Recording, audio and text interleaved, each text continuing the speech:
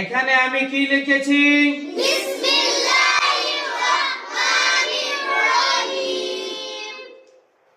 এখন বিসমিল্লাহ লিখতে হলে হরকত যুক্ত করা লাগবে। কি করা লাগবে? এখানে তো আমরা হরফ লিখেছি নাকি?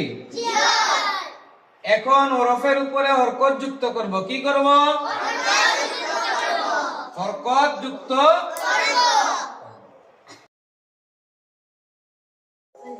বিসমিল্লাহ লিখতে গেলে কোন কোন হরফের মধ্যে কি কি হরকত বসবে আমরা দেখতে পারলাম, ঠিক কিনা?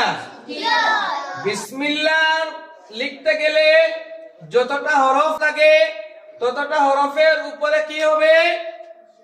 হরকত যুক্ত হবে। কি হবে? অর্থাৎ হরকত বসাইতে হবে নাকি? হরকত কাকে বলে?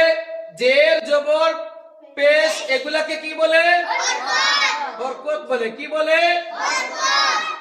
বিসমিল্লাহ লিখতে হলে বান নিচে কি আছে? জের আছে। সিনের উপরে কি আছে? সাকিন আছে। কি আছে? মিমের নিচে কি আছে? মিমে কাকে ধরছে? লামের উপরে কি আছে? তাসদীদের উপরে কি আছে? খাড়া জবর। এরপরে অক্ষরের নাম কি? হার নিচে কি আছে? গুড। হইছে কি? বিসমিল্লাহ। বাসিনজের বিস, মিম লামজের মিল, লাম খাড়া জবর লা, হাজের হি। বিসমিল্লাহ হি। এখন ওই হায় কাকে ধরবে? রাকে ধরবে। রার উপরে কি আছে? তাসদীদ আছে। কি আছে? তাসদীদের উপরে কি আছে? জবর। হারাজের হির, রা, জবর রা, হির রা। এখন রায় কাকে ধরবো? হাকে ধরবো। রাহা জবর রাহ। এরপরে অক্ষরের নাম কি? মিম। মিমের উপরে কি আছে? রহমা। মিম খাড়া জবর মা, রাহ মা। এরপরে অক্ষরের নাম কি? নুন। নুন নিচে কি আছে? রহমা নি। এখন নুয়ে কাকে ধরবে?